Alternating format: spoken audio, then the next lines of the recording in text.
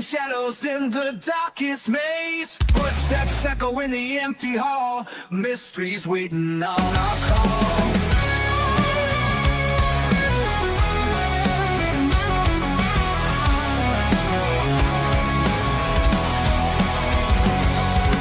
Bigfoot stomping through the pines. Aliens sending secret signs. EVPs in the dead of night. Ghosts dancing in the pale moonlight. Paranormal for long, we bring it to you. Truth behind the veil, gotta pursue you. All right. Well, good evening, everybody. Yes. It's Saturday. It's a Saturday for Sad. them big Orange fans. Tennessee lost Terrible. in overtime. Woo. Where's the Bigfoot character? Yes. What's up, Roger Welch? How Hey, you Roger. been, buddy? Haven't seen you around in a little bit.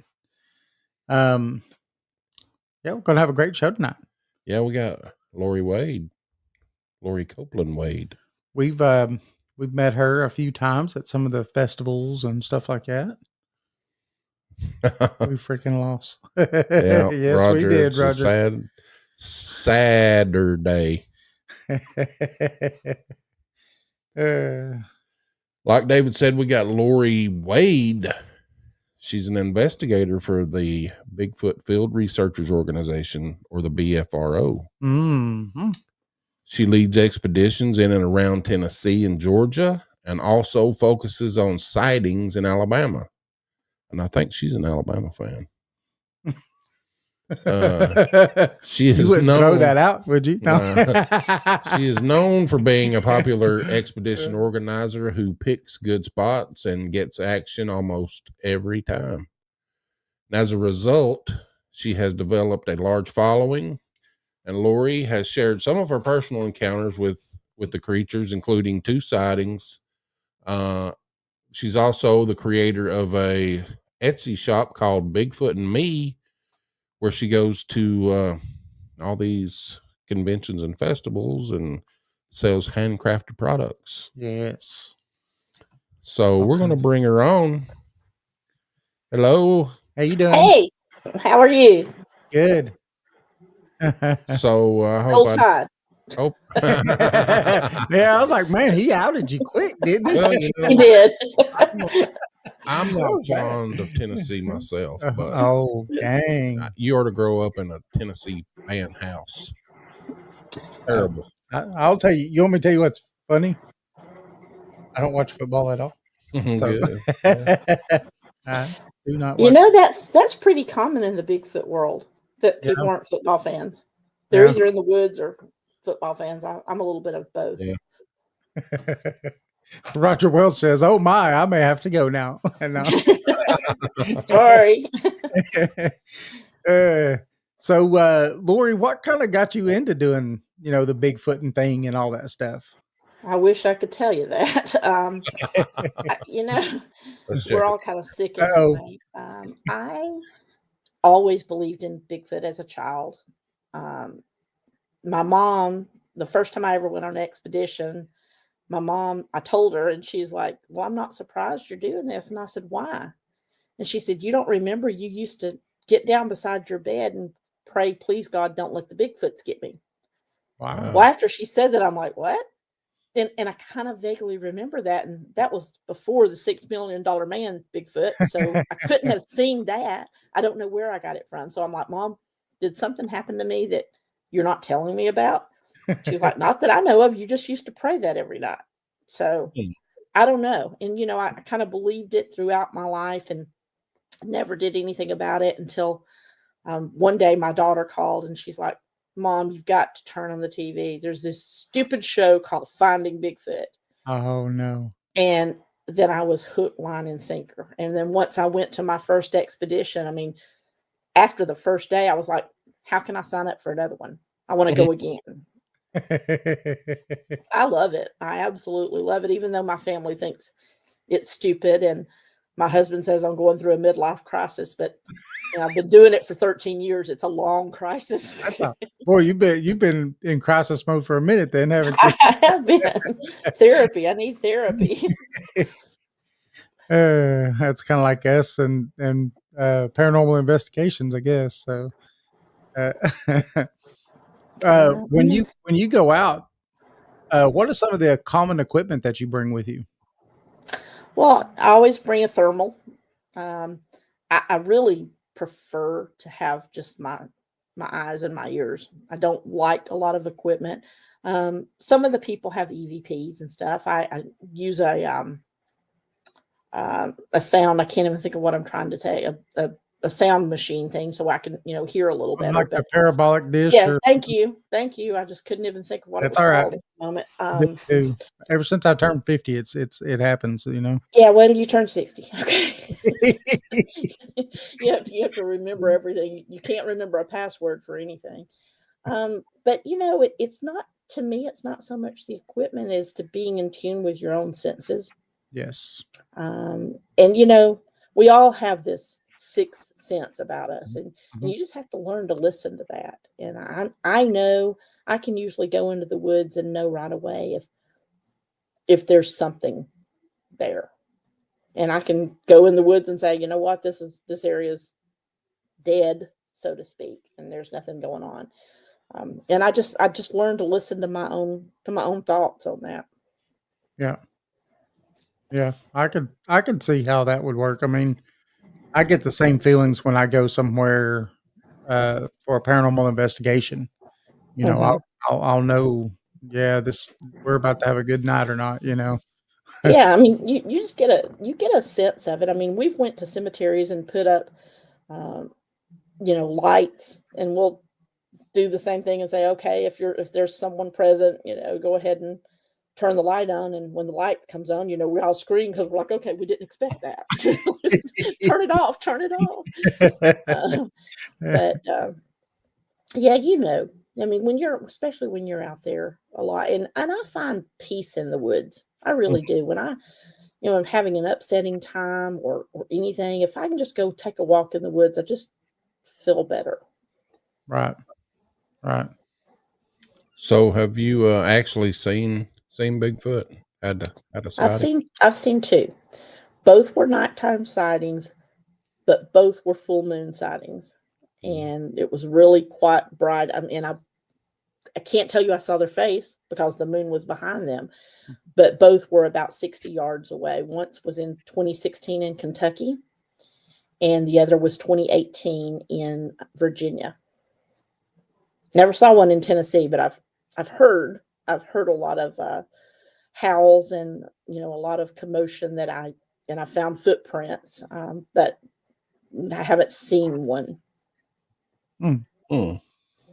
But I've had a lot of things happen that I believe are paranormal, and I don't believe they were Bigfoot related, but I believe they were paranormal in nature. Okay. That's interesting. Because I know, you know, we talk to a lot of people, and we do have a lot of people who talk about the paranormal and Bigfoot at the same time. You know, the Yeah. orbs, uh, Yes, and I've things like seen that. lots of orbs, Yeah. lots of orbs. I've been knocked down a dozen times by something that I don't feel like was um, Bigfoot. I feel like it was a paranormal entity or something that didn't want me there. Wow. Wow. I've seen in Washington, I saw what I thought was a giant orb, and then it disappeared. And then right above us, we heard what sounded like a rocket ship Hmm. going straight up, but there was nothing there. That was Wow. that was pretty cool. That- That one freaked us out a little bit because the orb lit up the entire camp area, and it was just bright blue. And Mhm. I'm looking at it going, what is that? That is wild. And That's that was 3 years ago Hmm. man. And that was in where? Washington? in Washington. And I couldn't even tell you the name of the forest we were in at the moment. We were just boondock camping. We weren't in any kind of campground. There was a creek and a meadow and just a clearing on this old Forest Service road. It was Hmm. crazy, but probably one of the best memories I have of being out camping with friends. that something that crazy could happen. Right. Oh, That's where David saw his Yeah. Bigfoot, Washington State. yep. It was Washington State. Absolutely. On I-90. That's a great area. Yeah. Right Yeah. there. We were up close to the Idaho border, up near oh my goodness, So years Priest over. Lake. We weren't too far from Priest Lake. Yeah. I kind of know the area a little bit Yeah. because I've gone into Washington through Idaho before. My wife and I used to be long haul truck drivers. So Oh, really? Yeah. So we was up through there all the time. You've probably saw a lot. That's how I saw the Bigfoot. Was right there. It was on I-90, and it was late at night. The wife and I had just shift changed. She did daytime driving. I did nighttime driving, and she had went to bed. It was about 11 o'clock at night, and it was foggy that night, so you could see about 4 car lengths ahead of you. Then there was kind of a fog bank, and if there's a car there, you wouldn't be able to make out what it was, but you could see its tail lights. Right. And I'm cruising along. I think speed limit's like 65 down through there for big trucks.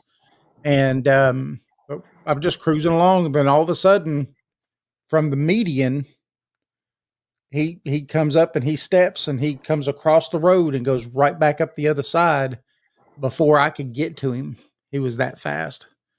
And yeah, it was, I don't know.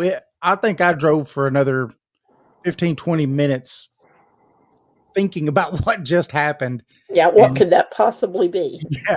And the first thing I did is I text Matt Sieber, and I was like, you wouldn't guess what I just saw. When was this? What year was this? It was about 4 years ago, 5 years ago, something like that. Yeah. Yep. Wow. Yeah. Have you are you guys familiar with David Picara with the Expedition Bigfoot Museum? Yes. Okay. He got a report one time of right here in Chattanooga going up 24 toward Nashville, I think it was, of a Bigfoot running alongside a big truck. And the guy looks in his mirror and he's like, what is that? And it runs, and it's running super fast along with him and goes underneath his truck and goes across the road. Whoa. As he's driving. And he said that the witness said that he thought, I don't know what I just saw, but that can't have happened. And there was another truck behind him that came on the radio and said, did you just see what just happened? Did you just see something? And the guy was like, you saw that? And he's like, yeah. I mean, so you had another witness that had nothing to do with this person corroborating the story. Yeah. Yeah, that's amazing. That would freak me out a little bit. I'm like, if you could run that fast and run underneath the truck, I'm sure they were going a little bit slower because, that goes up a mountain, but still you weren't going so slow that something should be able to run underneath your truck. Right. That's crazy. I carry boats, so my truck's way too low for anything to go under it. It's going underneath me. It's going boom, boom. I'm literally, those trailers were like 4 inches off the ground. So, oh, wow. Yeah. A mouse doesn't really fit underneath my trailer. What I thought was neat about it, though, was how fast it was. That it took like 3 steps to get across the 2-lane interstate before it was back up the other side.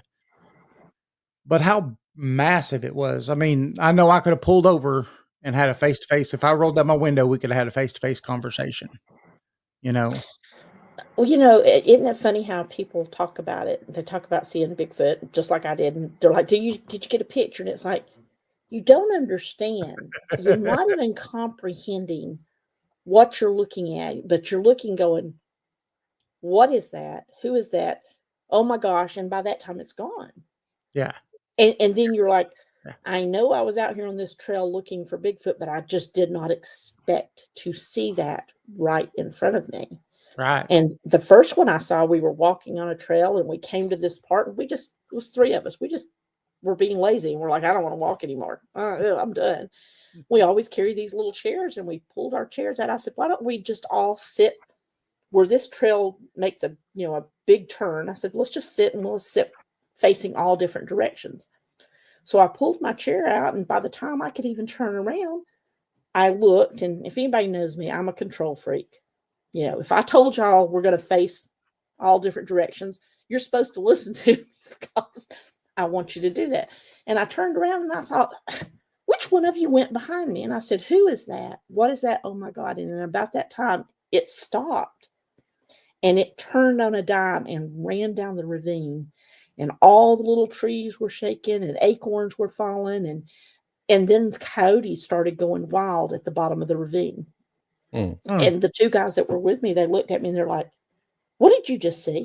And I'm like, I could tell you how high it was. I could tell you what branch it stopped at. I knew everything.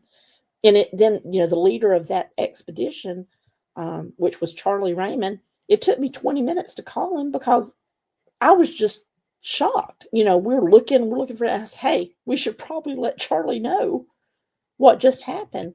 And where I saw that in the last 5-6 years, there have been 4 other sightings within about 60 yards of that same spot. Wow. By different people who did not know of the previous sightings. So that tells me that that's an area that they frequent, and that ravine, they have some type of home base there or whatever. Right. Yeah. I know. Go ahead. I was just going to say, I don't know, you can see the chat, but Stephen had a question. I don't see a chat. Let's see. Where did it go? I think it's over on that thing. I think it's over on one of the side things over there where you could click on chat. Ta-da! It says, what's your opinion on what Bigfoot could be? This is the $1 million question here. Yeah. Next question. I think that it has changed a lot since I first started. Now, just because I have a different belief than what maybe the BFRO believes, Mm-hmm. I just try to keep my mind open that it could be alien in nature. Mm-hmm. Or maybe we're looking at a couple of different things that we're all categorizing as Bigfoot, Mm-hmm. but they're different creatures altogether. But maybe they look very similar. So is it a giant undiscovered ape? Maybe there are those out there. But I also think there's something out there that maybe has a little bit different abilities Mm-hmm. than just a ape. And that, Matt Moneymaker probably wouldn't like hear me say that, but that's when you have so many things happen to you. Yes. And I feel like I am excessive in things that have happened, that you can't just close your mind to believing that it could only be just one thing. Right. All the stories that we've heard from multiple different people and stuff, Jason and I have kind of over the years got to the point where we're like that too. We're like, okay, there's too many weird things that happen. The woo, right? We call it the woo. The woo. Too much woo that goes on for it to be something that we would think would just be regular flesh and blood. Right. There's people who see portals open up and these things come out of and different things like that. So yeah, I think keeping your mind open is probably the right thing to do. I just don't think that we're the only things in this world. This world is way too big. And there was a time when I didn't believe in anything paranormal because it scared the crap out of me. And I just didn't, if you just say, I don't believe it, it's not true. Yeah, it don't exist. It don't exist. That was me too, before I went to David's house. Yeah. And we done a little investigation, and I said I'll be back, and never came back for 2 weeks. I have a good friend down in Florida who his house is haunted, and he'll say, "Yeah, he said there's a mirror behind my TV." He said, "I'll be watching." He said, "I'll see a shadow and things happen," and I'm like, "Why are you living there? Move!" And he's like, "Well, they've never bothered me." But it's hard for people to believe anything other than the straight and narrow. And again, being in cemeteries, or I've had mind speak. Well, what is mind speak? People can say, "Oh, I don't believe it. I don't think that can happen." I know that it happened because it happened to me. Whether one person believes me or not doesn't matter. Right. I know that I did not make this up in my head. I know what I heard. I know what I felt. It wasn't. I wasn't being paranoid. I know what happened, and Right. so then I had to open up my head to say, "Oh, so there is such a thing as mind speak." Right. Right. Well, I mean, Matt Sieber had it happen to him too, and Mhm. and I trust what he says, so I believe, I believe it. yeah, I I believe believe that it is flesh and blood. I do believe it is, but I believe it's other things too. I think it could be both and that's possible. Yeah. dimensional or interdimensional. And Okay, I 100% believe that. I think you're absolutely onto something, that I think it could be things that we just don't understand or know. Right. Yeah. because David even knows the Native Americans talked about it, walking in both worlds. Yes. Mm-hmm. So, Yep. I mean, They say it's lived both in the spirit world and in our plane of existence. So Well, yeah. that's just not what people want to believe. That's not what you want to believe. You want to believe in the living and the dead, and that's it. Yes, that's it. Yep. You know? It's everything's black and white, but they just Right. don't realize, there's shades besides that. So Bigfoot in general is in a whole big gray area. Isn't it? yes.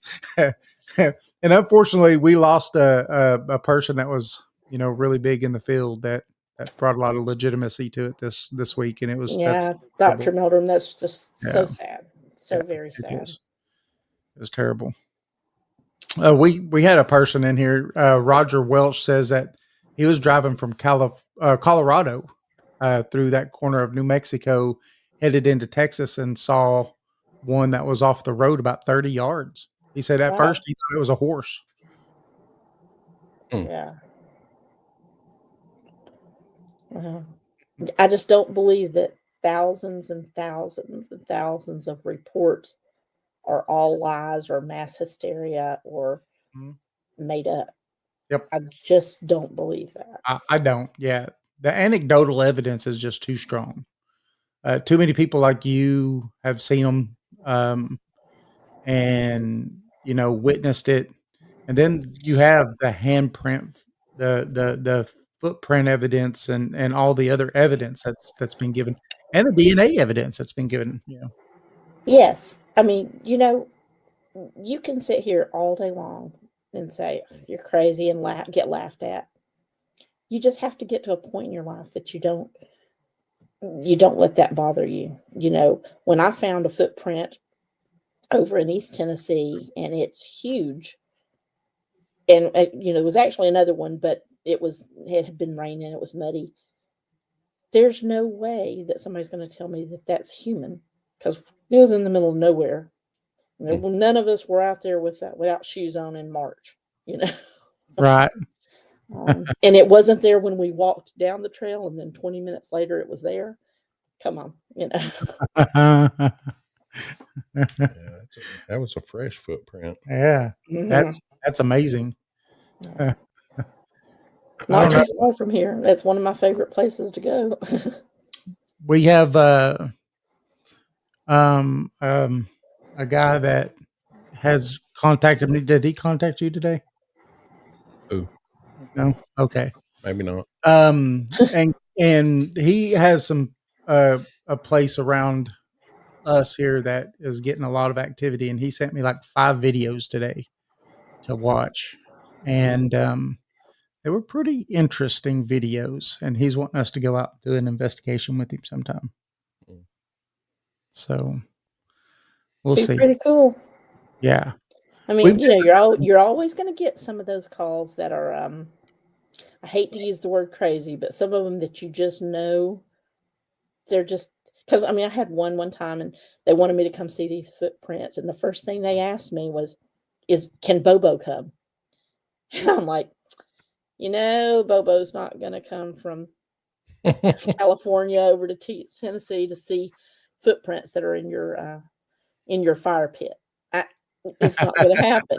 So you kind of knew right then that those people just wanted to be on TV or to meet Bobo or whatever. Right. You knew that it wasn't accurate because I kept trying to arrange to go see these prints, and funny how they would never call me back. Okay. I'll give Bobo your number. Okay. So you take people call you when they have sightings, and Sometimes most of the BFRO, they go through the BFRO, and I pick them up off our website. We have the investigators have a different place we can log in that when people call in, or they'll leave a voicemail, and maybe the BFRO, Caroline, the secretary, will send me an email and say, here's a voicemail, check this out. But I do have people contact me through email or, through Facebook, and they'll say, hey, this happened. Can you come?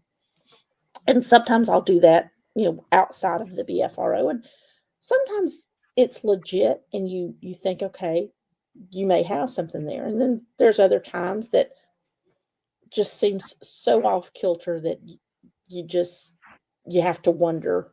But, I always try to take every report serious, and you write it down, and, you may keep it in a file somewhere in the back of your head, because what if in 2 years I hear another story that's similar to that, and I'll think, oh, wait a minute, maybe that really did happen, or maybe I didn't give that person enough credit, because here's a story just like that. You can't dismiss it all. Yes. But you have to be smart enough to know when people are playing you too. Right. Yeah.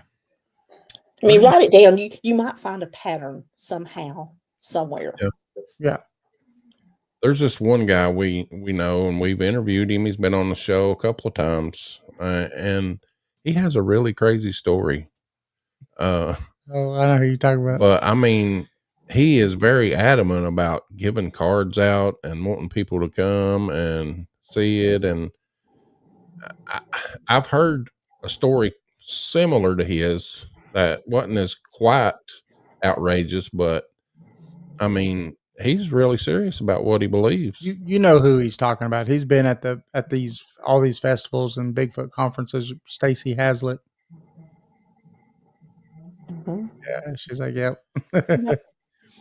Yeah. We give everybody a chance to tell their story. Yeah, So I mean, right. I mean, maybe they truly believe it. yeah, Maybe it truly happened.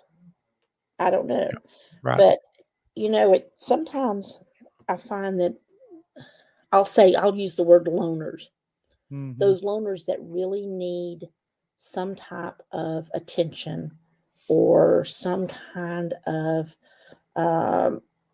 communication with people. Yes. And you have them at the festivals. They'll go to every single booth telling their story. Yep. And you just, you have to wonder about those and be like, okay, they truly believe this story, but how much have they said it that so much that this story, it really is true, or they've made themselves believe it. Right. You can tell yourself a lie long enough to not know that it's a lie anymore. Right. Right. Yep. But I mean, I think there's thousands of stories out there that people don't believe, and it doesn't matter if somebody believes you. Only you really know what happens to you or what kind of experiences you've had. Right. Or, or somebody that that they wouldn't lie to you, Right. And I think that's how, here in the South, a lot of people usually will tell their stories is to people that they trust and that they believe isn't going to believe, think that they're sitting there telling them a lie. Right. Why a Well, lot we're of in the Bible Belt. I mean, yes. these people don't want to be made fun of. Uh-huh. Yep. Um, I know the very first Bigfoot I We saw, know. I called my husband at 2 o'clock in the morning. Now, let me tell you, my husband is not a Bigfoot believer. He thinks this is stupid. But I called him at 2 o'clock in the morning saying, I just saw Bigfoot, this happened. And he said, really, Lori? And I'm like, yes. And I'm so excited. He said, I'll talk to you tomorrow. And I'm like, So I talked to him in the morning and he's like, I cannot believe you called to wake me up to tell me you saw a bear or a deer. And I'm like, I didn't see a bear or deer. I saw a Bigfoot. And he's like, you did not, because they don't exist. And I'm like, you weren't even in the same state as me. How can you tell me what I saw? And it's a joke because he's like, I think you saw a Bigfoot, but since they don't exist, you did not see a Bigfoot. Okay, whatever. That's funny. I mean, I was all excited. He shouldn't have been mad that I woke him up at 2 in the morning. Right. But this is y'all know it's becoming a little bit more female oriented, but this is a man's world. Right. And sometimes he'll say, who lets their wife go across the country camping with 5 guys? And I'm like, you do, honey. You do.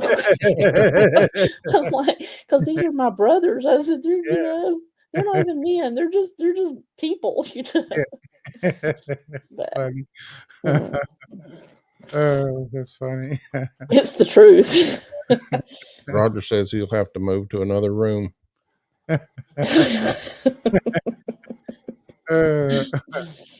We got Greg Ogles on here from Relic Films. Have you got to meet him? Did you get to meet him? I believe I have. Yeah, he's got some pretty interesting findings himself on some of his movies. Mm-hmm.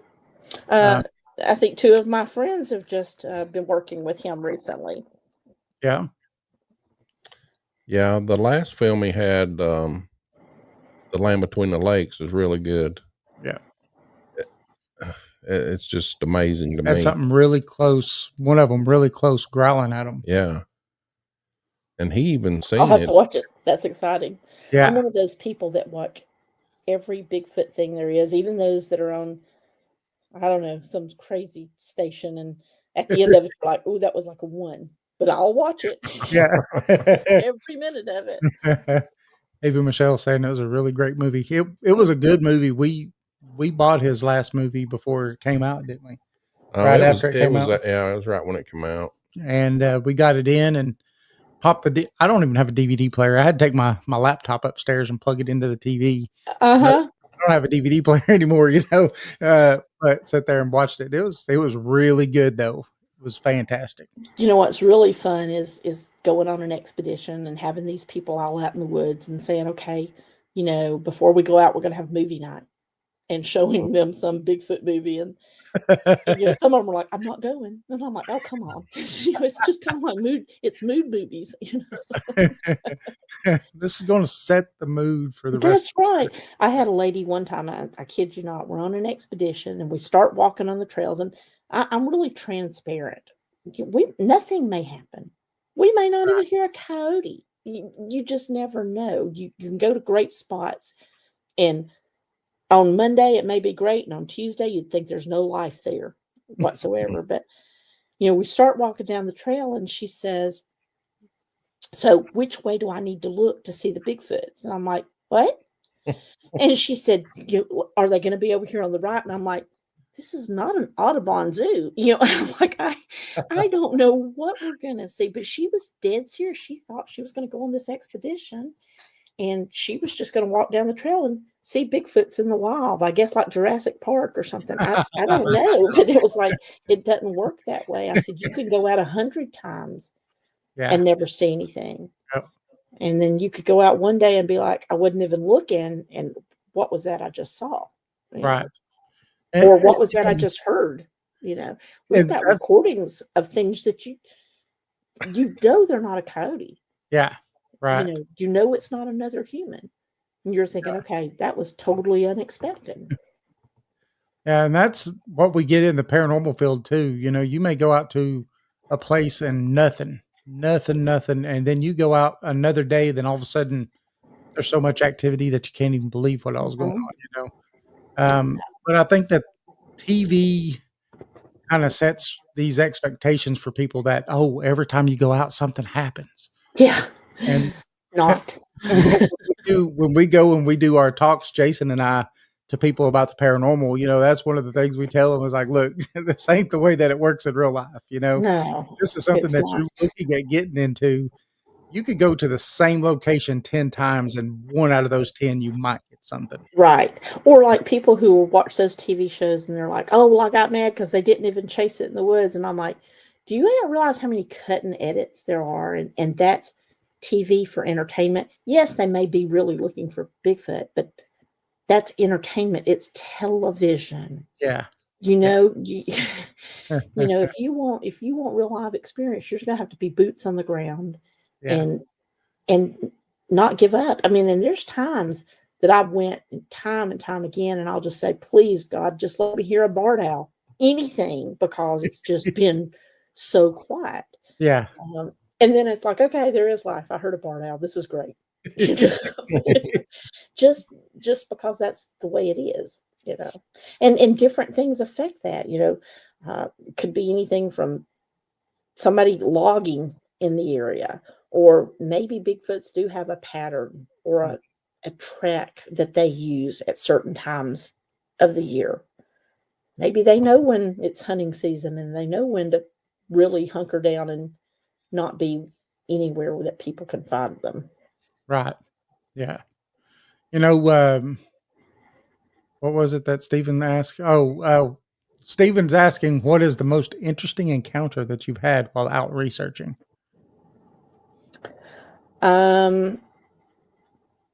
That would probably be in North Tennessee. I got knocked down, and we actually had some crazy stuff going on. There were 5 of us, and we were on an old Forest Service road. I didn't know the one guy beside me. I think he was from New Jersey, so he had no reason to lie for me or anything. But we're on this Forest Service road. We're hearing all sorts of whoops and things. And one of the guys has out his therm, and he's like, I think I see something. And we're just having a lot of activity. And about 2 miles down the road, I'm on the radio with another group, and they're like, we're having so much activity. And we're like, this is crazy. This road has been dead for the last 3 days. I want to say this was around Christmas that year, or the time in between Christmas and New Year's. So I said, you know what? I said, I'm just going to walk down ahead of y'all. You know, you got me in your therm. We don't like to separate. I said, I'm just going to walk down ahead of y'all. And I walked probably 50, 60 yards, and I walked into what seemed like a wall. I mean, I kind of bounced off of it. I'm walking, and it's like, I do this. And as a matter of fact, the one guy started laughing and said, Lori, what are you doing? Dancing? And I'm like, no, I just hit a wall. I mean, I literally felt like I hit a wall. It was like, I don't know what's going on here. And, you know, they came down there, and, you know, we're like, there's nothing here. You know, are you sure? And I'm like, y'all, you saw me in the therm. I hit a wall. So we're standing there for a few minutes, and me and this one guy kind of looked, the road kind of went up on a hill, and you could see the moonlight, and we thought we saw something cross. And we're like, that could have been a bear. That could have been a deer. You know, it's too far away. We couldn't see. Well, we're just staring at that spot, and all of a sudden, some force came and hit me in the head, knocked my hat off, my headlamp, my phone flew out of my hand, and picked me up and slammed me on the ground. I mean, I was off my feet. Whoa. And they were like, the guys were like, oh my God, what's happened? She's had a stroke or something. And the guy from New Jersey who does not know me, he said, she just got clotheslined. He said, she was standing still. He said, I saw her feet come up in the air like something picked her up and slammed her down. And of course, they're trying to get me back. And they're like, let's get back to camp. And I'm like, no, we're going to sit here until we figure out what just happened. So while it was scary, that was probably the most intense thing that has ever happened, because I don't know what that was. What did it feel like? Did it feel like something grabbed you, or No, it was like a force, like like a force of just pressure, just something hit me. But when it hit my head first, I mean, I still can't explain to this day what that was. People say, "Oh, you got zapped." Yeah, it felt like something different. It didn't feel like zapped. It felt something different. And I've been out in the woods and went down on my knees before and been like, "Whoa, what just happened?" But that one was different. I mean, we got back to the camp, and at 1 a.m, I'm like, "Let's go back to that road." And they're like, "You're not going anywhere." And I'm like, "No, I need to go see what's going on. I have this need to know what happened." And similar things have happened to me like that, and I've had witnesses every time. I mean, one time I came back and I'm like, "I'm going to go get checked out. Is my blood pressure bad? Do I have something wrong with me that is causing me to pass out?" But I was, other than being mental, everything else physical was okay. Try telling your regular doctor that Bigfoot zapped you or something. See what happens. You're like, "Oh, maybe I put you in a padded cell for a day or two? Yeah, they're like, "We have another doctor we want you to see." Nope, Yeah. I do not consent. That would definitely be the most intense, interesting thing. Right. Yeah, that would be amazing. I mean, the whole thing with the UFO thing in Washington, that was pretty amazing. Like I said, I've been knocked down numerous times, almost to the point to where we had something happen in East Tennessee, and 2 of us got hit by something. And then when we played the therm back, you could clearly see a head of something behind the bushes. And it was a big head. And then there was another guy with us that he said, "Y'all, I know you're not going to believe this. You're going to just think I made this up because of what happened to y'all." But he said, "I saw one spider crawling." And he said it was over here to the left. And that we had a lot of things happen to that point. We had a police officer, he pulled a gun and pointed at the woods and said, "Leave her alone, leave her alone." And then he got hit with something. Oh, And I'm like, "Put your gun up, put your gun up." He put his gun up, and the next day he had a bruise. He had a bruise on his ribs. Don't know what man, that was. That was pretty scary. that's intense. Yeah. You know, But, it's a joke now amongst my normal guys that I go with. They're like, "Don't you go over to the edge of those woods by yourself. You wait on this," because they don't want me to go into the woods by myself. right. What do you think about these things spider crawling? 'Cause that's I have heard probably 8 or 9 cases of people saying that. So I do believe that it's possible for them to do that. Greg has caught it on camera. Greg Ogle. I would love to see that.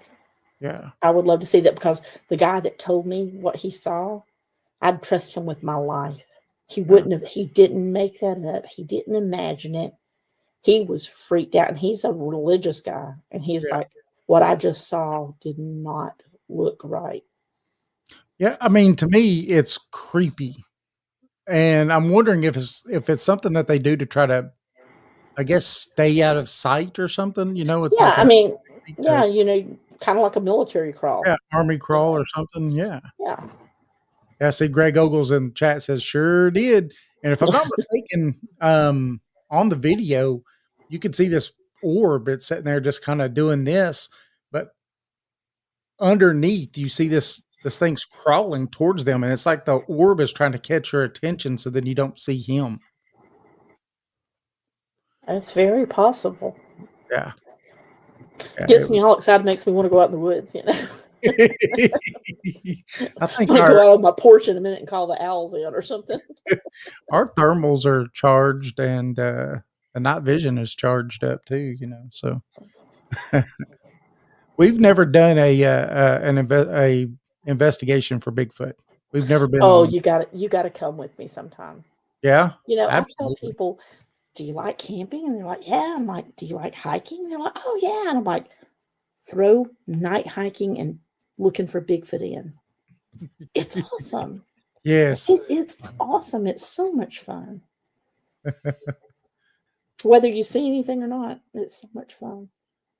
Stephen Watson, did you hear about that footprint that Harley got just before the Bigfoot conference this I last year? did hear about it, but I have not went into depth in details with him about it. 30, Been- wasn't it 30 inches? I I can't. think that's what he said. It was that's 30. huge. Yeah. That's Yeah, really, really that's huge. massive. And It was one, right? yeah. Yeah. And I guess they saw it the night before the conference. And I'm just like, man. Yeah, I don't know Harley well. I've met him and I should know him better, but like I said, life gets in the way sometimes and you don't get to talk to as many people as you'd like to. Right. Roger Welch asked if you investigate and you take people. She does investigate and does I do have, investigate. I yeah. take people mostly through the BFRO when they sign up through that. If you so what people don't understand is if you pay somebody to take you, the National Forest require you to get a permit. Now, Right. a lot of people don't do that, but if you ever get caught taking money, taking people out, and you get caught not paying for a permit and the insurance that the National Forest requires, it's a huge, huge fine. Ooh. So, if I do it privately, we're not exchanging money because the insurance and the permit alone is enough to make you have to dig really deep in your pockets. Wow. And I always do it by the book. I do not. We've had rangers come down a trail, a mile down the trail, and come up and say, "What are y'all doing?" And I've been like, "Okay, we have a permit," and he'll like, "Where's your permit?" And I have to pull out my permit, and they look at it to make sure that everything I'm doing. I mean, I have to give them a list of trails and roads that we're going to be on. Wow. Every one of them has to be approved if I go through the BFRO or go through a paid expedition. Man. People don't realize that, but it is the truth. That's interesting. They want to know what they want to know where you're at and what you're doing. Which, most of them aren't going to tell you anything, but every once in a while you'll get to talking to one and you get a rapport with them, and you'll say, if you get any reports, what you get, and they'll say no, but Road J over there is pretty interesting, and I'm like, oh, okay, thank you, because they can't really tell me anything, but if they tell you something just enough to keep you going to an area. Okay. We had some insight. I had a brother-in-law that was worked for the Forest Service over here in the National Forest, and which National Forest? Right here in East Tennessee. The Smoky Mountain and Cherokee National Forest Cherokee, area. yeah.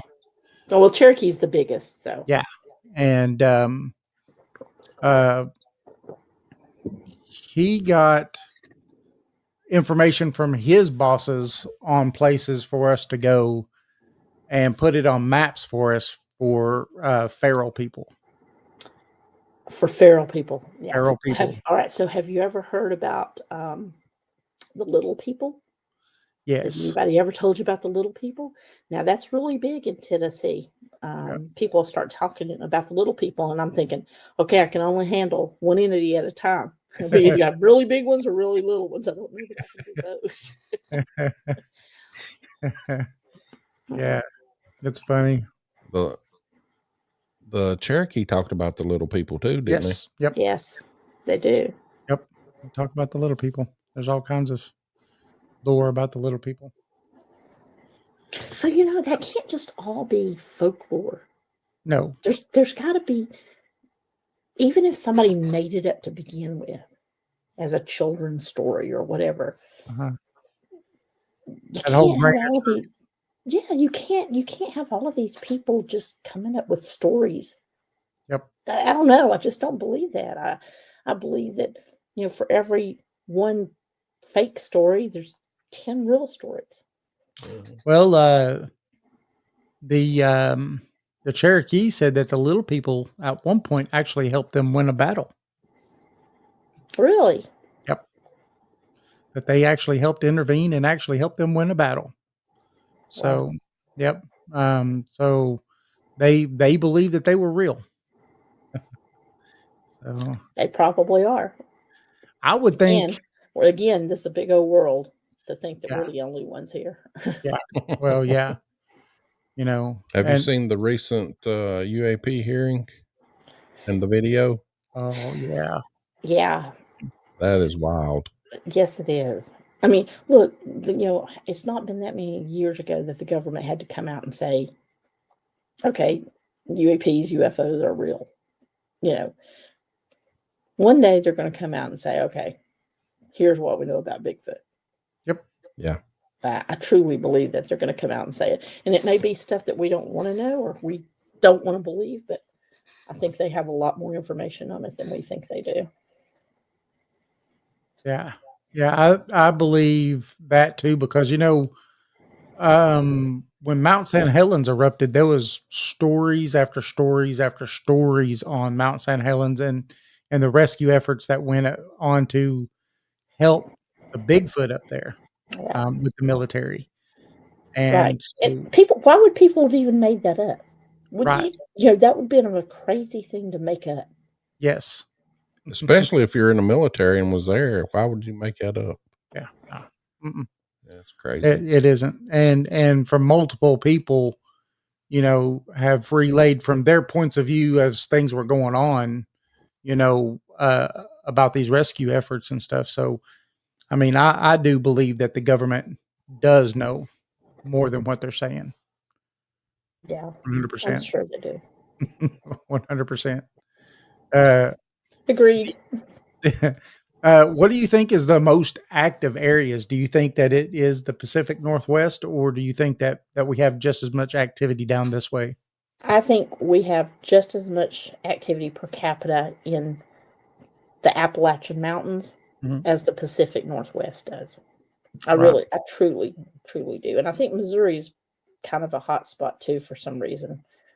Right. I don't know a whole lot about the Pacific Northeast. I mean, I don't know much about the Northeast as far. I haven't done a lot of squatching there. I've done a lot of squatching in a lot of southern states. I've been to British Columbia. I've been to Vancouver. I've been to Vancouver Island. I've been so fortunate to get to go to these places, but I hear as many reports here as I do in those places. What do you think about Vancouver Island? Because I've heard a lot of people say that place has a lot of activity. That place has a lot of bears Yeah. and a lot of cougars, mountain lions. Yeah. We were in the middle of nowhere. Literally, we chopped down bushes in order to put your tent. And every day you'd wake up and there's bear poop right outside your tent, and you'd think, I didn't even hear it. I didn't hear anything. They got big bears up there too. Oh God, yeah, grizzlies. Grizzly bears, yeah. Yeah. But that was a fun place to go to. The wife and I've been, I think it's like 3 times to Vancouver Island.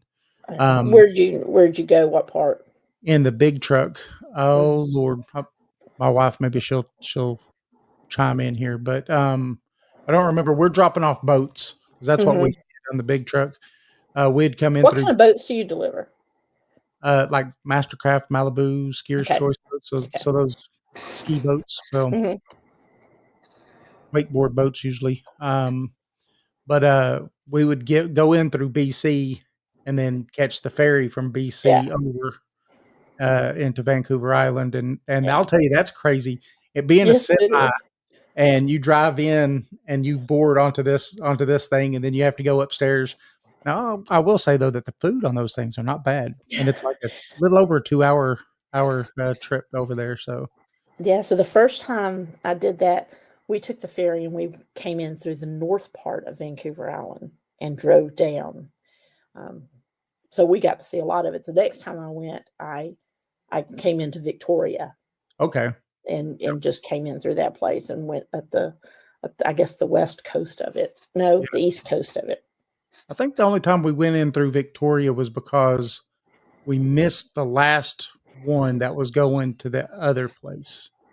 And so we went in, Nanaimo or something like that. something like that. Yeah. And so we went to Victoria, but it wasn't much difference in time, I guess, going to where we was going to the boat dealership there. But yeah. Well, the interior of Vancouver Island, and of course, outside of just the little towns, it is pretty wild. I mean, wild. I mean, if you've ever watched Alone, they had several seasons there, and there were people that they'd get in there that first day and say, "Can't do this. I quit. I can't. This is too dangerous." Yeah, it's pretty. But I loved it. We I'll went tell you what was to crazy Chehalis Lake up above Vancouver, Canada. We went there, and I want to say the name of the road was Mystery Forest Service Road Number 4 is what I feel like the name was. And it's like, this is crazy. This is crazy. But we were 2 hours from anything.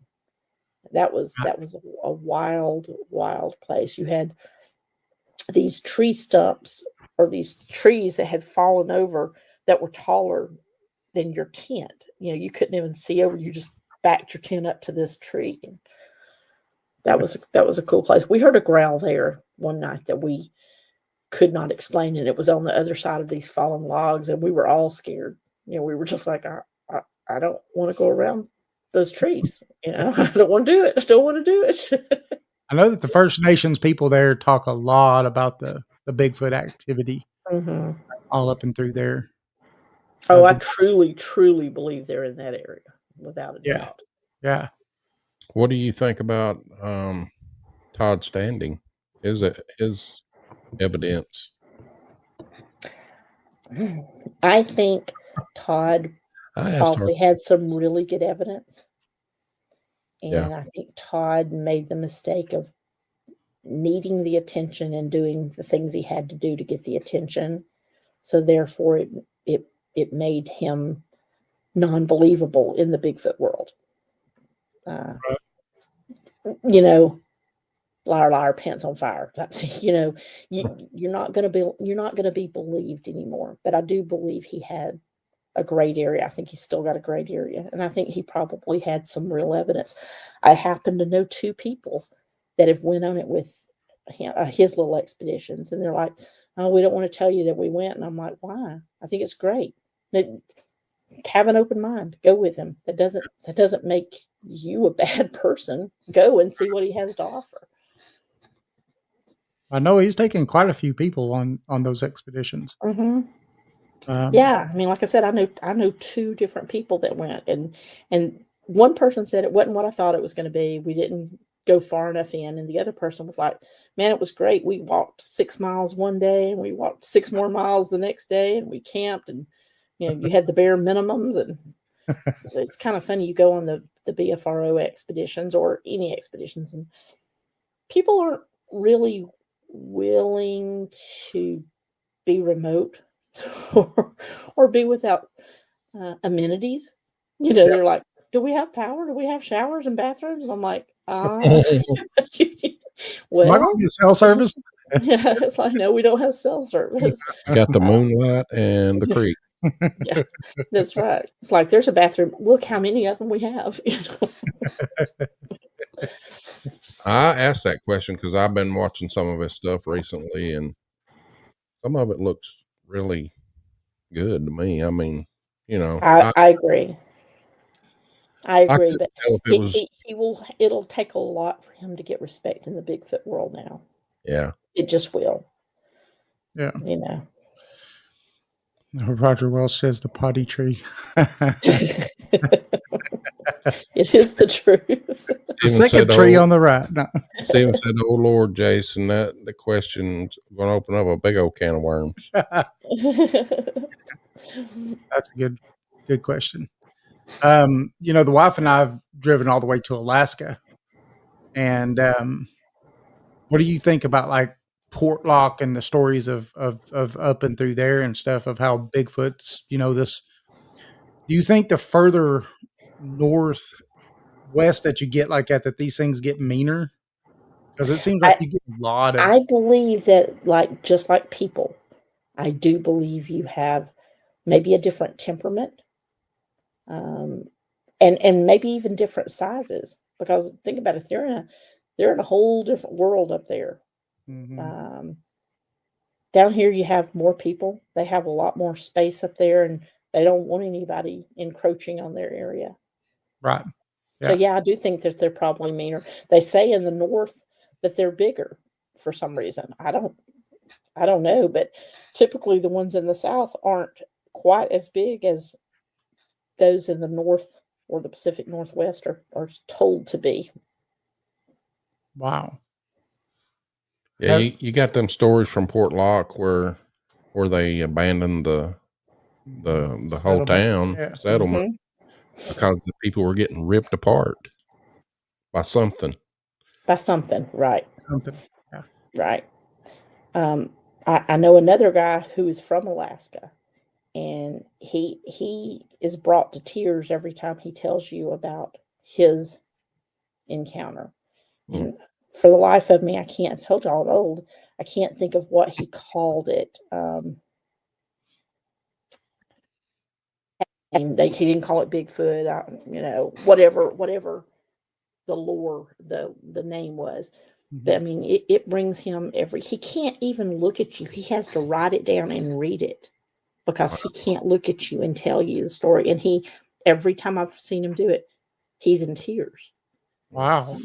So I know that whatever happened, that really happened to him, because there's no way that you would have that kind of reaction. No way. Yeah. I mean, you couldn't fake that for No, sure. Something. you can't fake that kind of emotion. Yeah. Yeah. Something Like definitely happened. terror, almost terror. And Wow. look about how many reports you hear of Bigfoot or even paranormal, where some people are like, "Well, I wasn't scared at all." Neither time that I saw Bigfoot was I scared. I never had fear. That wasn't what it was.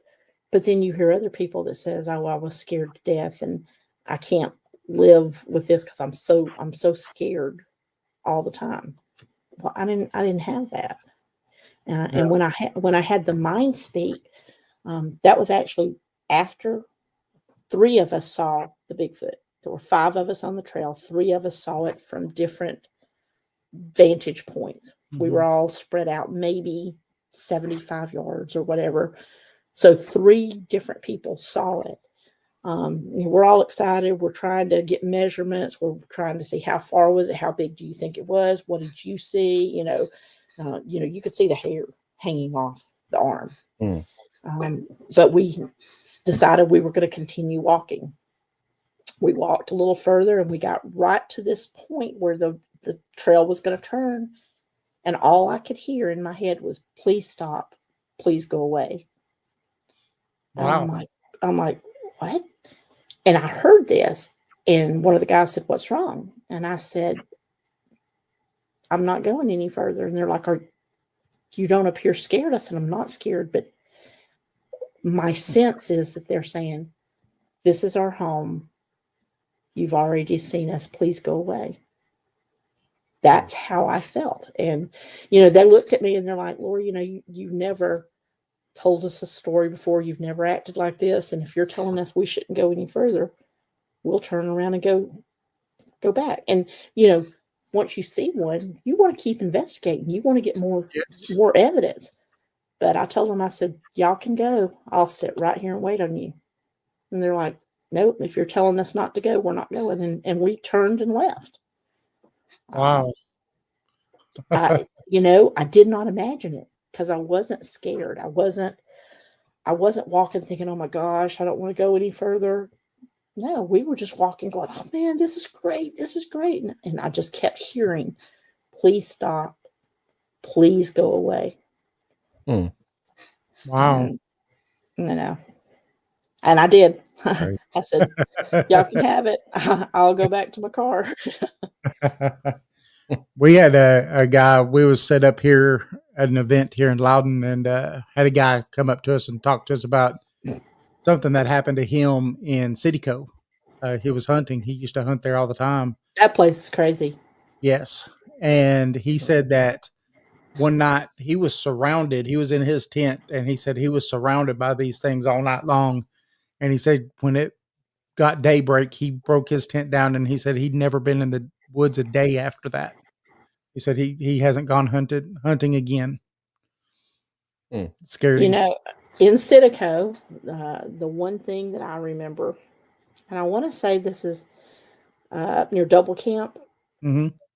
I can't exactly remember. I might know it if I saw it, but I'm camping there, and there's another guy just across the clearing from me.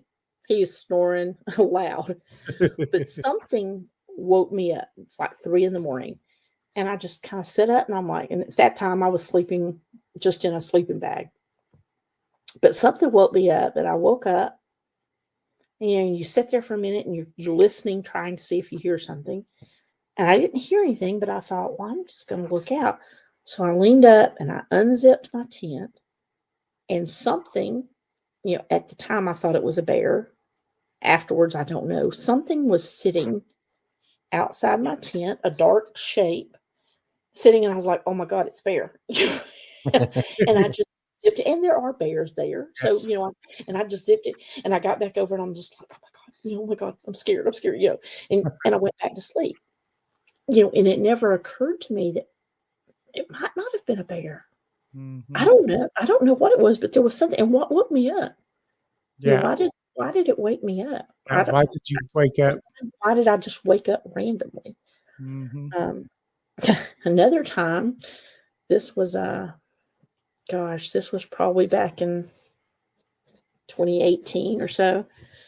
I was going to have an expedition, and I got there early, and we were in a campground. This was going to be an improved campground, a nice campground, and I got there, and I set up, and I got out there 2 days early, and this was in like maybe January. There was nobody camping.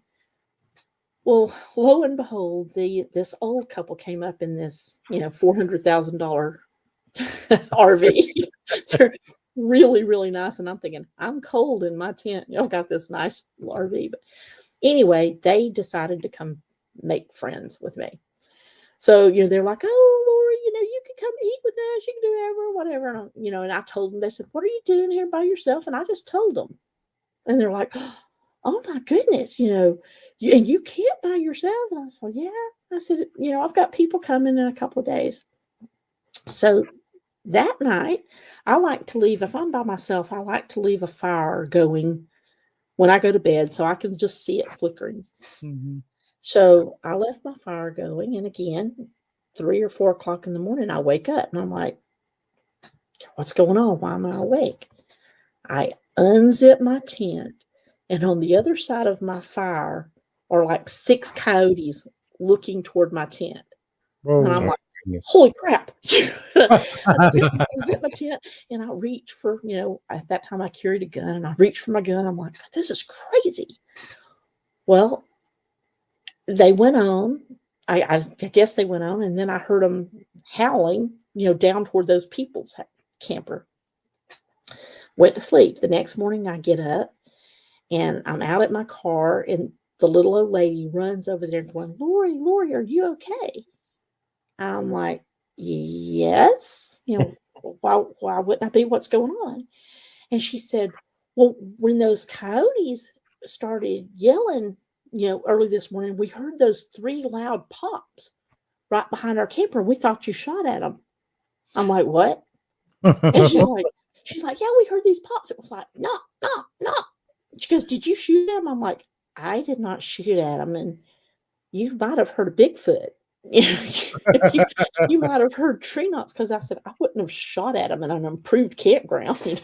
Right. But I mean, I thought that was crazy, because I've also never seen coyotes come up to a campfire, and that was scary to me. That's insane. I've camped there. I can't tell you how many times. I can't tell you how many times, being young and dumb, that I passed out in a lawn chair by the fire drunk. Woke up sometime that morning getting rained on. I bet you was Monty Brown and Chris Russell. Yep. Yep. I'm going to say no comment to that. Okay.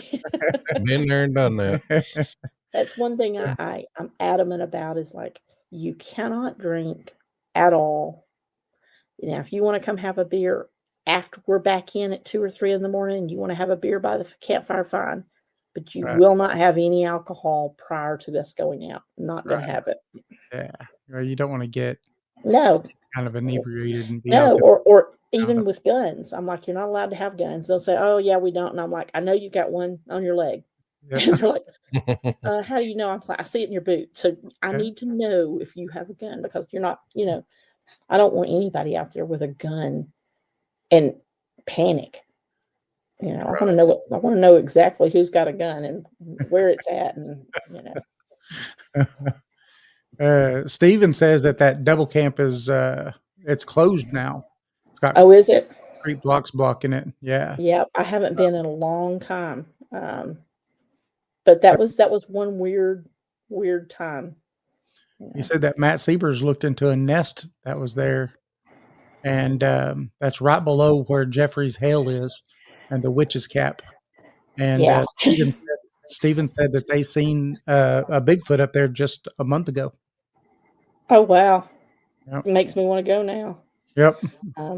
I'm all in the Tellico Plains area. I love that whole area up there. We live just in Loudon, so we're not too far away. Oh, well, you're just in Bigfoot heaven over there. Yes. You are. There's just so many places there.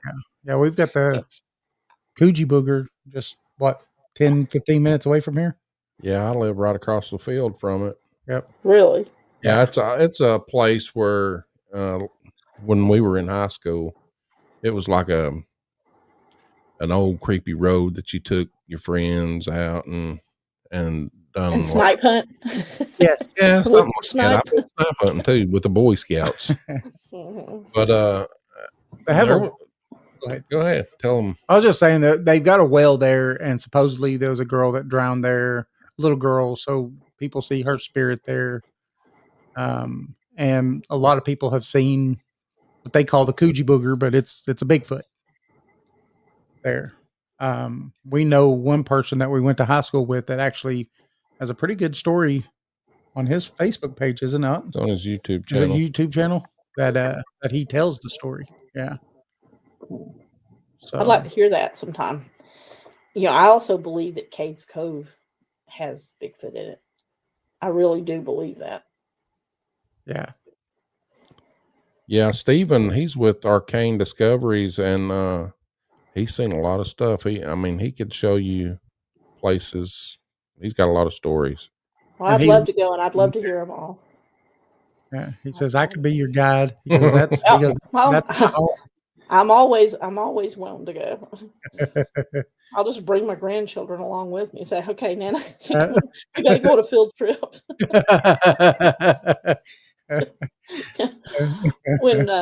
When my oldest grandson was 4, we were just taking I live over here in Ooltewah. I live actually on the lake over here at Chickamauga. Oh. And we were taking a walk at Harrison Bay State Park. You know, they got some great trails, and my little grandson's walking with me, and he knew Nana looked for Bigfoot, and, you know, I saw all these Bigfoots and stuff. And so we're walking, and it's just me and my husband and my grandson, and we're walking, and there's these 2 older folks coming down the trail, and Mason ran up to him, and I thought, what are you doing? He ran up to him, and he said, hey, y'all seen any Bigfoots? And this older couple starts laughing, and they're like, well, no, should we be looking for Bigfoot? And he said, yeah, my Nana says they're here, and they like to hide behind trees. I mean, it was hilarious. And of course, my husband being a non-believer, he's like, oh my God, you've got our grandchild telling people this. And it's like, yay. My oldest granddaughter's that way. She loves Bigfoot. Mm-hmm.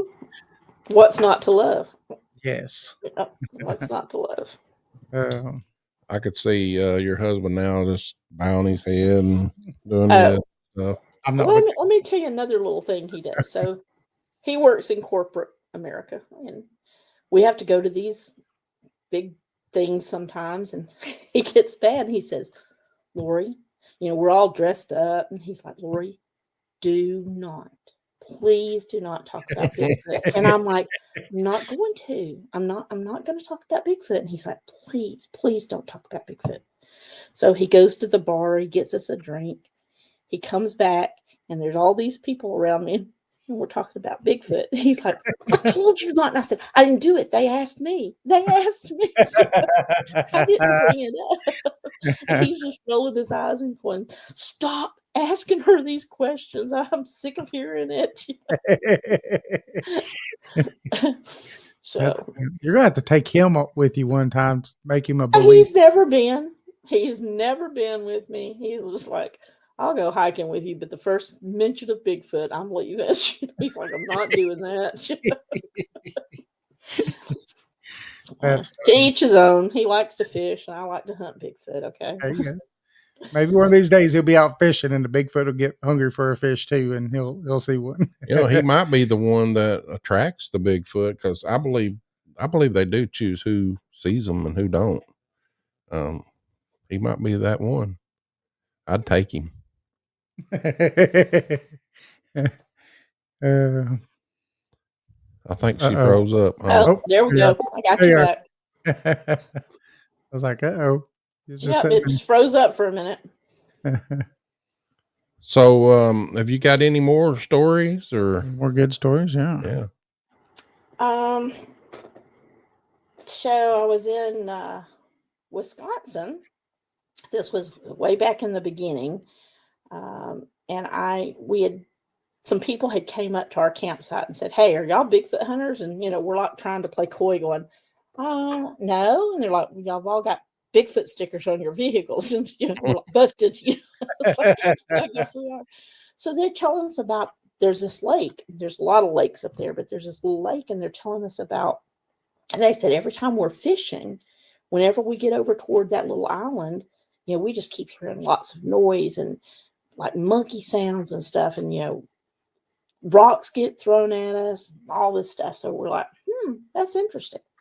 Wow. So that night, me and a guy got on a canoe, and we were going to canoe around the lake and canoe over there to that island. Well, sure enough, when we got over toward that island, we heard stuff, but we were like, I don't think it's Bigfoot or whatever.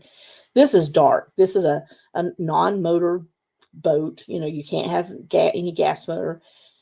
And there's no lights. And when we got the canoe out of the truck, you walk down this little pig trail to get to the lake. You're just carrying your canoe. So when we came back, we kind of pulled up into the wrong cove. And I'm like, this isn't it. This isn't where we're parked. And we kept hearing something in the woods. But, we just thought, it's a deer moving or something. So we get back, we go out, we come up in this other cove. And I'm like, okay, this is it. We had left a light in the back of the truck, like stuck in that little hole near the tailgate. Mm-hmm. We had left a light. Well, the light wasn't out. Or it wasn't on. And we're like, I know the truck's up there. This is where it's at. So we pull up, and I hear something. And I'm like, Mike, did you hear that? And he steps out of the canoe into the water. And he's like, no, what did you hear? And we hear something like, it sounds like something jumping out of a tree. It's just this big stomp. And I'm like, was that a deer? He's a hunter. And I said, was that a deer? He said, no. I said, is that a bear? And he's like, no. I said, what is it? And he's like, Lori, I don't know. So we're sitting there, and we just stood listening for a minute. And that was the first time I've ever gotten zapped. It wasn't a panic attack. It wasn't anxiety. I couldn't breathe. I felt stuck in place. I was pure dread is what I felt. Just pure dread. And he's like, Lori, and he's shaking me. He's like, what's going on with you? And I'm just like, I don't know. And he's like, let's just leave. We'll leave the canoe. Let's just get up the trail. I said, Mike, we'll never make it up that trail. He said, what do you mean? I said, we'll never make it up that trail. We have to stay right here where we're at. And he said, what are you talking about? And I'm like, we're not safe. Well, about that time, we heard at the top of the trail, we heard a whoop.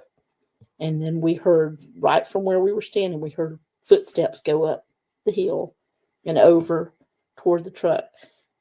And then the light came back on, and I could breathe and I could move again.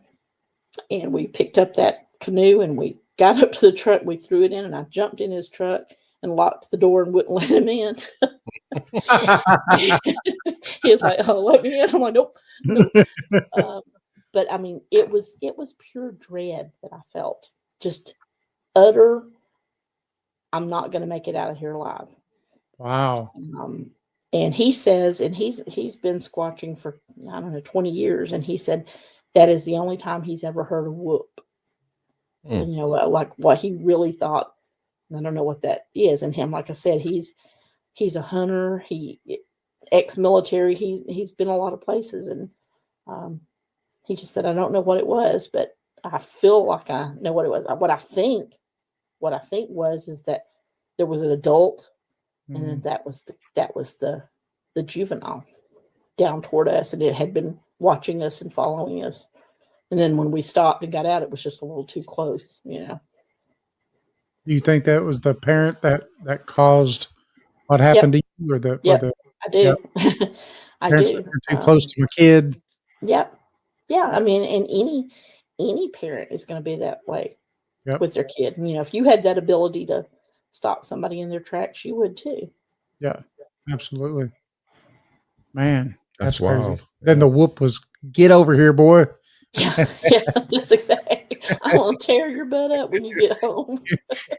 We're going to tell your mama you're in trouble. That's it. That's it. But I mean, you know, there's story after story like that of when we've been out, that things have happened that you just think, God, what was that? What could that possibly have been? And then there's stories where you think it's something, and then you listen to the audio the next day, because we always have audio running.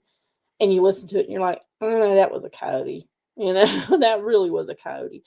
But, and we tell people too, it's like, hey, we all got excited last night, but in hindsight, this was a coyote, or in hindsight, that had to have been a deer because we seen one just up the trail, you know. Yeah. Right. Yeah. You got to be as honest and transparent as you can about things that you mistake as you are about things that you know. I like that. Yeah. You know what I'm talking about. Yeah. You know, when we're investigating and stuff, we do that. We call whatever it is. It's like, yeah, oh, that looks like this, but it's not. It's really this. You know, it just looks like this. Mm-hmm. And because I'm not going to say names, but there's people out there, especially on the podcast side, that do things for that clickbait. Yep. And there's no real substance, and there's no real substance, period, to what it is that they're doing or saying.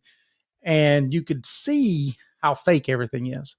Somehow these people still get a very massive following, and it's very interesting. But you know, Jason and I have had many a talks on how is it when you try to bring truth out and keep it honest, that people are just like, eh. But then these people that are clearly faking it are, you know, get thousands and thousands and thousands of these people following them. And I'm just like, I just don't understand it. You know, I've said, and I've said this recently, you know, I'll get irritated that somebody got really popular for something. And I'm like, you know, meanwhile, those of us that are doing the real research, nobody knows who you are. And I don't really care if anybody knows. I'm not trying to be popular. I'm not trying to be on podcasts. I'm not trying to do it. I do this because I love it. But, you know, you look and you think, wait a minute. Last year, they didn't know who Bigfoot was, and now they're in a movie. What?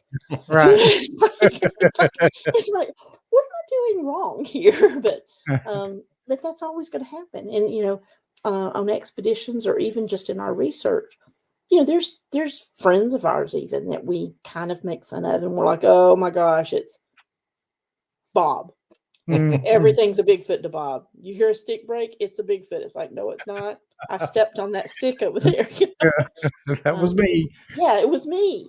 But you always have that people, and people are drawn to that because they want that information. They want that excitement. And it's like, okay, the real truth is that it's not always exciting. It's not always fun. It's not always active like we talked about in the beginning. Mm-hmm. And you accept the bad days with the good days. Yep. Yeah. And you hope for good days. I mean, you hope that there's, I feel guilty. I feel guilty if I take people on an expedition and nothing happens. I feel so guilty. But there's not enough money in the world that would make me fake something just to make them happy. I just apologize to them and say, you know what, this was for whatever reason, we didn't have anything happen. And I'm sorry for that, The first time we took some people with us on a doing a ghost hunt, I was worried that, because we had already been to this place before, and it was, just 2 hours of nothing but activity. It was just crazy. So I was worried that when these people showed up and went to do this with us, nothing was going to happen, because what's the norm? Nothing happens. Mm-hmm. And but luckily, that night we were setting up equipment outside of this place, and the equipment was already starting to go off. It was insane, but I understand what you're talking about feeling the guilty about, well, I can't believe I brought people here saying that it was like this, but then it was nothing, Mm-hmm. But that's part of the experience. It is, but society wants instant gratification. Yeah, I want it now. You tell them, hey, this is a great paranormal area, and you take them and nothing happens. They're like, oh, they're full of crap. Yep. It's just the way people are. They faked it. Yeah, they faked it. They're liars. Okay. Yeah. Yep. That's crazy. Stephen asked a pretty good question. He says, what's your opinion on why the government hasn't acknowledged the possible existence of Bigfoot like they have the UAPs? I think because Bigfoot, let's think about just the United States. People think there's not a lot of wild areas in the United States. There's tons of wild area. Mm-hmm. And I think if you acknowledged it, you're going to have a moratorium about there's no hunting. You can't do this. You can't capture this. I don't think they want people to know. And I think maybe the government's a little afraid of what the Bigfoot are capable of. Because I think they're very intelligent. Right. And I've heard the theories of, the government created these to be soldiers and stuff. Gosh, I hope I never find out that that's true. I hope that that's just, bogus crap. But yeah, I just really think, what was it, the snowy owl or whatever, many years ago? It's like, these are an endangered species. Yes. Bigfoot is a little different than a little owl. You're talking about something that could be considered a species or humanoid type. Yep. Mm-hmm. And if the government came out and said there's Bigfoot, I think there'd be a bunch of people that would panic. Don't you? Really panic that there are creatures. Look, I have probably way too open of a mind. I believe in Nessie. Okay. I believe Loch Ness has a monster in it somewhere. I truly do. Yeah. How about Lake Champlain? Because you have Champy too. That's almost absolutely. Yeah. Absolutely. Yeah. Until they get, when people say, can you prove it? And I'm like, can you prove that it's not real? Right. No, you can't. If you can't prove to me that something is not real, you can't tell me that. Just like you don't have to believe that I say it's real, but I don't have to believe that you say it's not real. Right. Yeah. The whole, proof of existence isn't, or in existence is the proof of non-existence. Right. Right. Yeah. So, if I'm not hurting anyone by looking for Bigfoot, I'm not going on people's property that I shouldn't be on. I'm not upsetting people. If there's campers, I'm not making any noises. I'm not going to do, I'm like, we're not going to stay in this area because, there's campers. If I'm not hurting anybody, how does it affect you? It doesn't affect you. I'm doing this on my own. This is my own research. Yep. Yep. Michelle says that she thinks a lot of people would panic. Yeah, I mean, I do. I think it would be kind of like just saying, what was that movie, World War Z or whatever? It's Yes. like, okay, they're going to come down and they're going to suck our blood up and eat our brains or whatever. Yep. If there's a zombie apocalypse, I hope Bigfoot's on our side. Okay, that's all I can say. Well, what's funny though is that if you look throughout history, there's always been at least 2 or 3 humanoid species on the planet at the same time in coexistence. There's always been at least that many. So if there were one, it wouldn't break from the norm as far as what, we can see through, through bones and all that other stuff. So, I think people like paleontologists and stuff like that, if it was to come out, would be like, oh, well, I could see it, Like I said, I believe a lot of things are real, and it's going to take somebody to prove to me that they're not real. Well, I, like you, have seen Bigfoot, so someone would have to prove to me how I was driving down the road in an 18-wheeler and I don't know, somehow my brain conjured up something else because I wasn't drinking or anything else. So that's what I said. I'm like, I was not drinking. I was not doing any drugs. I mean, this was just a normal me. Yeah. That's funny. You guys really should go out with me some night. I would love to go on a paranormal, adventure with you guys, but it would probably scare me, but I would like to go. But it's okay. Just go out hiking. I get scared. Jason, I get scared too. Jason used to scream a lot. He's getting better. He's getting better at it. I tell you what, when we done the one in the house, the blue house, I don't know if I was scared, but I was screaming because I couldn't believe what I was seeing, for one. But it was just crazy. I mean, I caught a full body person walking up. Yeah, it was on the infrared, wasn't it? Or no, FLIR? It was on the FLIR. Yeah, walking up behind another investigator. Oh my gosh! In a doorway, and walked up behind him and was looking through the doorway like this, and everybody seen it too on my camera, and it turned around and just walked back into the room, and I started screaming. Couldn't believe it. It's crazy. That's crazy. That is crazy. That is crazy. I had somebody ask me one time. They said, "Are you an empath?" And I'm like, "No, not that I know of." And they're like, "I think you are." And I said, "Why do you think that?" And they're like, "Because I'm an empath and I can sense it from you." And I'm like, "Well, I don't know." I'm like, "I don't know," but sometimes I just feel things. I've never been able to see anything. I think, I mean, my younger years maybe, but only way I can see it now is with the equipment. And David sees everything. I've seen them my whole life, though. I've seen spirits my whole life, so it's that's why the ghost hunting side for me, when we do those kinds of investigations, I enjoy it. It's not scary at all for me because these are things that I've seen since I was 3 years old, and so it's just validating to get to see other people. Like Jason was very skeptical when we first started doing this kind of stuff, and then you see him now, and he's not skeptical anymore.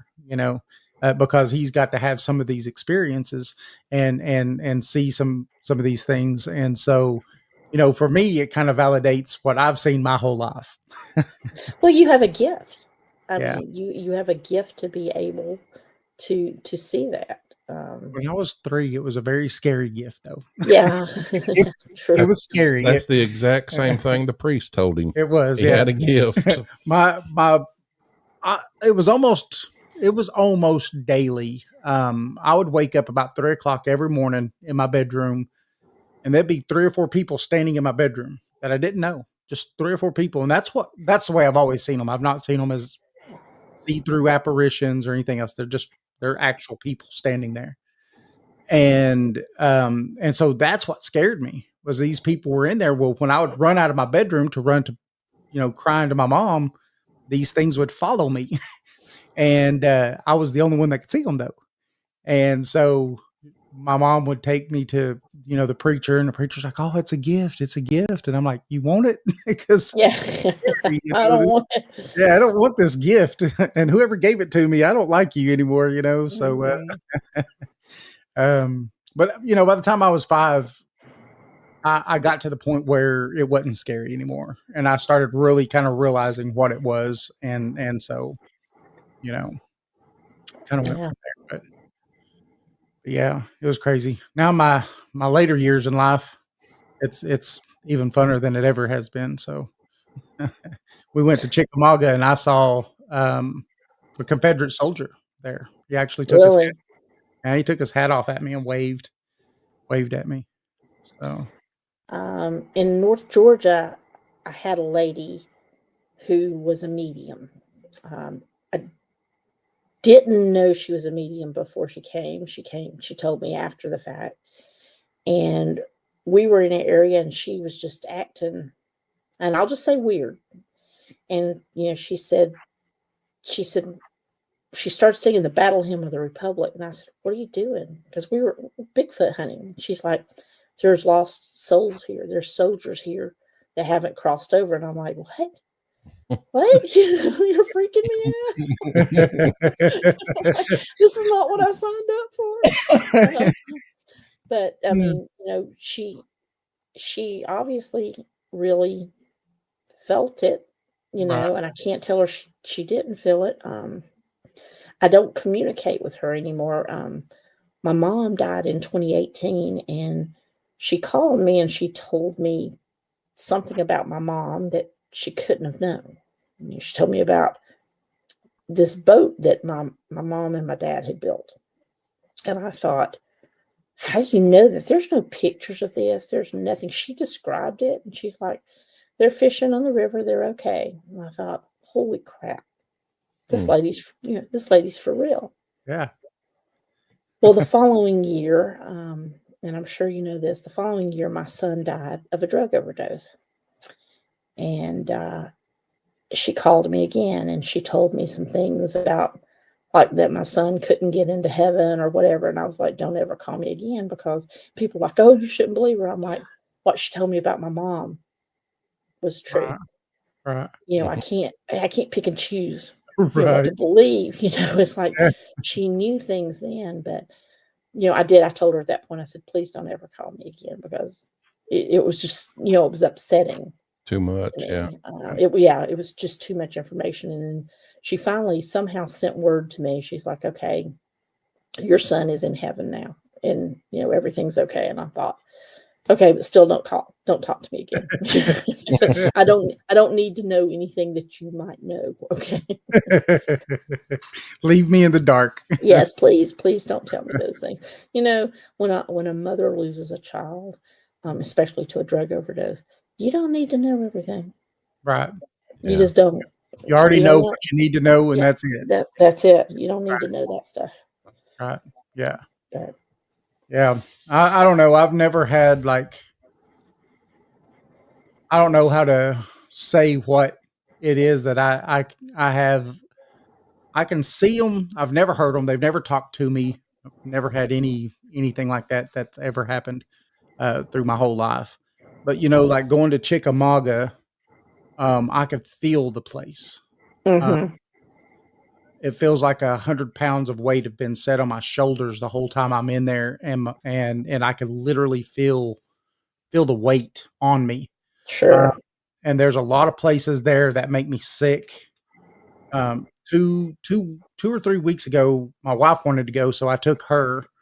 and we were going in and walking down this one trail, and I got a sharp, I mean, like someone stabbed me in the back kind of pain, and it burnt pretty bad. And I was like, man, I've never had anything like that happen before.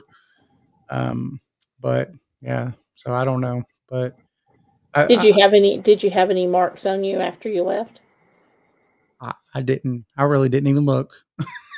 I mean, it would just been interesting Yeah. to see if you were bruised or if you had anything.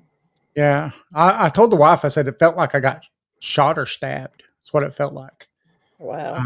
Yeah. It was right behind my left shoulder blade, right in between my shoulder blade and my spine. Right there's where I was like, man, it hurt. That's crazy. Yeah. Might have been them tacos or something you eat. That was after. Tacos were okay. after. That was on the way home. And that would have been the gut, though. No, I don't think it would have been my. No, really, my when we went down there before, I was driving, wasn't I? Yeah. Yeah. As soon as he stepped out of the car, he was sick at his stomach. Yeah. I felt like throwing up. Then we went down this trail where to the battlefield, and David went on a little ways with we had a psychic with us then, but there was seven horses and so many men on the plaque that had been killed there. And I did hear a horse. You and your daughter. And my daughter heard this horse. It, like, you know how they blow out their mouth, and I heard that, but it's a pretty wild place. Yeah. I think I like Chickamauga. Yeah. And last time I was down there with the wife, there is places you could pull off right off the main road. So I think we could go and have a paranormal. That's not far from where you are. And no, it's not far at all. Yeah, I actually go down there a little bit. Sometimes I go down there. Mm-hmm. How do you feel when you go? I just feel sadness.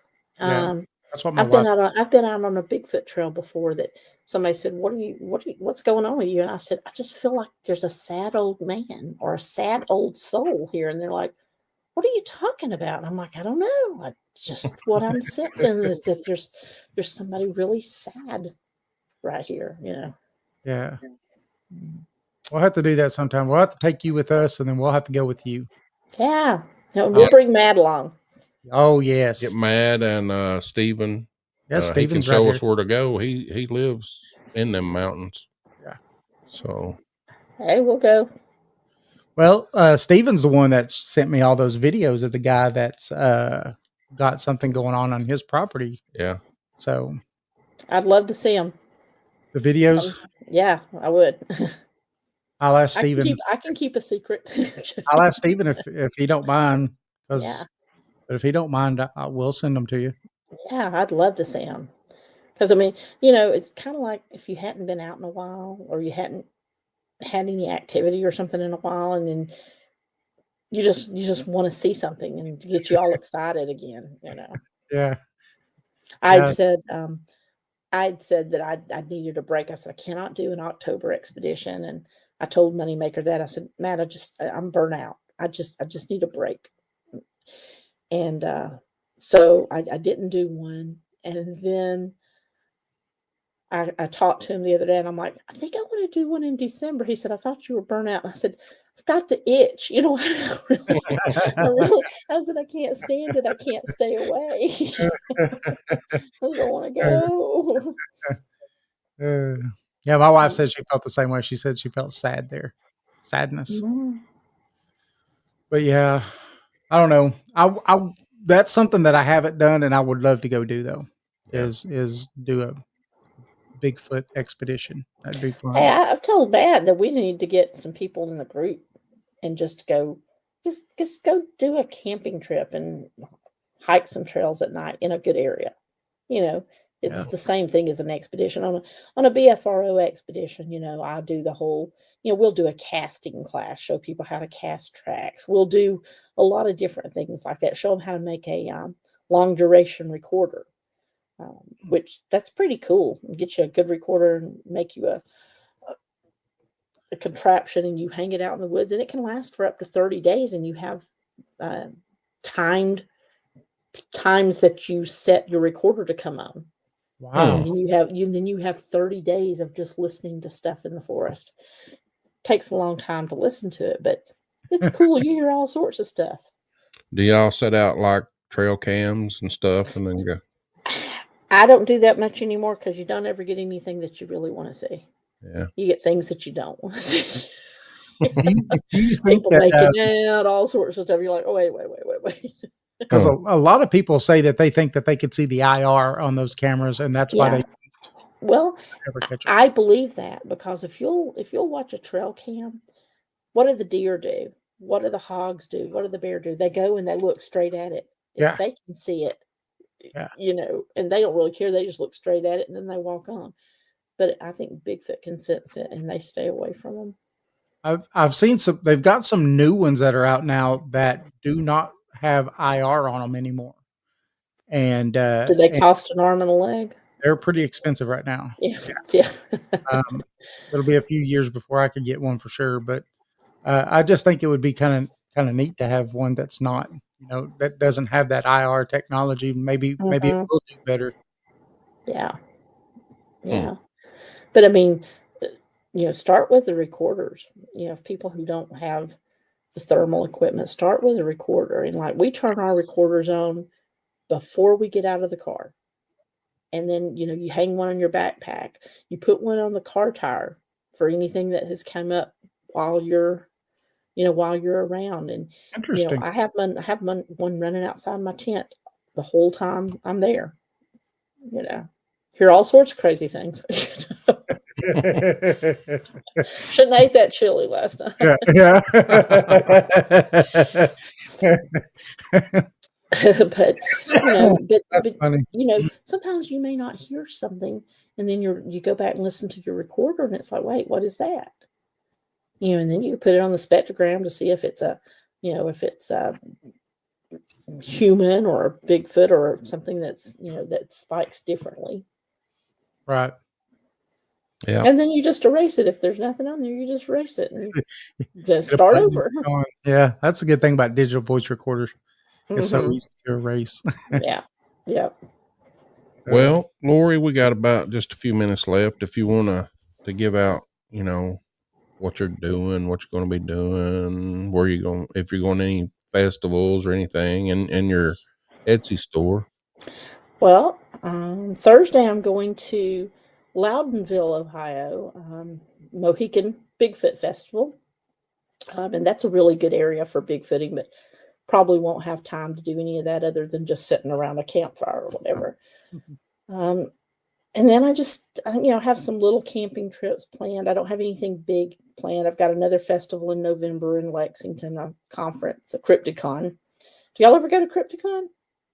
No, we've never been to Paracon once. Yeah, there's a Crypticon in Lexington. I think it's full, but it's every November, the weekend before Thanksgiving. Okay. And then I hope to do a few little private expeditions, maybe in December. And then my next big expedition, like real expedition, will be Florida in March. And we're pretty much all sold out for that one. It's in the Panhandle in a really, really good area.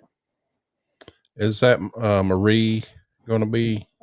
She's coming as a guest, but no, really? she's not. She doesn't run it. This is BFRO. It's actually going to be Jeff Prowse, one of the investigators, and myself and Mike Mitten, another guy. We've been to this area I've done 3 camp outs there. He lives not far, so he's done a lot of camp outs there and a lot of more research, but it's a good area. So I look forward to that. Fall's a great time to go to. If you can get out in the woods during the fall, the leaves are falling. It's pretty cool. Hopefully we can go sometime in October if we get a chance with Stephen. And well, in October we've got 2 things that we've got to do. We've got to talk up in Knoxville at the I mean, be off like a week. I will. Yeah. So right. I don't know. We got 2 talks in October. That'd be a good place. Good. Y'all go up to Crossville. You go up to Crossville, don't you? Do you Yeah. go up to that We festival? were right Yep. beside. Well, You one were a open couple for me down last from me Yeah. a couple of years ago. We had yeah. those guys with the all the With- pictures. all pictures. Yeah. The man and the lady with the photo album. Yes. Yes. Yeah. Yeah. Very- That was a lot of evidence. yes. A lot. A lot of pictures. A A lot of lot of evidence. Yeah. I don't think I'm going to make it to Crossville this year. I mean, I still got time to sign up if I wanted to, but I think I need to take that one off my list for this year and say, yeah, give it a break and not go this year. I don't think we're going either. No, we got 3 things to do that month, like you said. Yeah, I don't think we're going. I ain't even filled out a paper yet. That's with me. I haven't. They sent me a note and said, "Hey, are you coming?" And I was like, "Oh, I'm going to ignore that note for a little bit." So I don't want to say no in case I change my mind, but I think I just need to give it a break and not do it. I'd like to do some just personal stuff, some private things, and not be responsible for anything for a little bit. Yeah. Boy, doesn't that sound fun? Yes, it does. And I didn't win the lottery the other day, so I guess I'm gonna have to continue to work. I tried so hard. So That was all. many tickets. I had a house I was going to buy. I know. Man, I know. I woke up. I already had my list going of all the stuff I was going to do, but I didn't get a single number. Not a one. Quit my job was going to be number 1 on that list. And then would you give a note? Quit your job without a notice. Yeah. That's it. Well, I don't know if I could do that because it's family owned that where I work. So let me tell you, I'd probably at least give them a notice. If you won, I would have quit my job. Yeah. Like I'm quitting. It's over. Yep. Well, we want to thank you for giving us your time. Yes, thank you. And Well, thank you for having me. yeah. I hope I was somewhat entertaining. No, it was excellent. You had some good stories. Yeah. I got so many stories. Sometimes I just feel like I ramble on and on and on about the same stories, but then I'm like, no, they're just all similar. They're similar things have happened. Right. But hey, when let me know if you can share that video. I'd love to see he's already told me in the chat that I could share them, and he said that the property from those videos and stuff are in Madisonville, so they're just right here. I love Madisonville area. Yeah. Well, that one I love that whole area. I love the whole quadrant of the state. Yeah, I love it. I was camping. Where were we camping? Hiawassee State Park. Hiawassee, Ocoee. We had some things go on in that area. Not necessarily in the park, but all those little side roads and keep going all around, and there's lots of great little trails and roads over there to go to. Yeah. Yeah, it is a really nice area up through there. I mean, I know of at least 2 crop circle reports that's been headlines in Madisonville. Madisonville, and we received a video of a Bigfoot running and going down on all 4s. It's on our TikTok. It was crazy. Yep. And it was Madisonville, so there's quite a bit of stuff going on over there. Yep. You got everything you need. I mean, you've got lots of water. You've got lots of cover. It's a great area. Yeah. But hey, thank you for having me. I appreciate it very much. Let's Thank you. get together soon. Yes. Yeah. David will send you those. I'll send you those videos. Yep. Cool. All right. Thank you so much. Y'all have a great remainder of your weekend. Thank you. You too. All right. See ya. Bye. Bye-bye. Terrible Tennessee didn't win. Yeah. I want to thank everybody. Yes. For watching. We had a good time. Lori's that was a great guest. A lot of good stories. And I want to thank everybody. But remember, you can find us at paranormal411.org, paranormal411 on Facebook, YouTube, X, and Rumble. Tune in live every Thursday from 7 to 8 p.m. Eastern. Also, from Saturdays from 8 to 10. Remember, Thursdays from 10 to 11 here in the Atlanta area. You can on WDJYFM, that's 99.1. For listeners outside of Atlanta, visit WDJYFM.com or click the link on our website. We're also on Subspace Radio, all major podcast platforms. Now, we have a few books out: East Tennessee Hauntings and Lore Edition 2, a comprehensive guide to paranormal investigations, and The Haunted Ledger. All are available on Amazon or at paranormal411.org. Join us. Oh, yeah.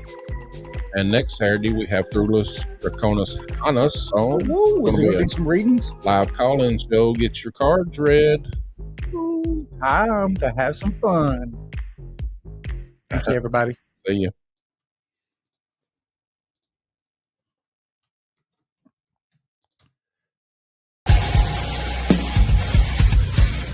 Have you ever wondered what lurks in the shadows?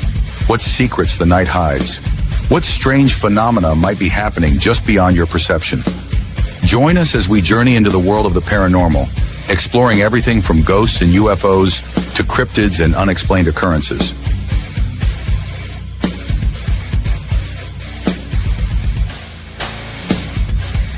From haunted houses to all things paranormal, join us in the search for the truth behind the veil.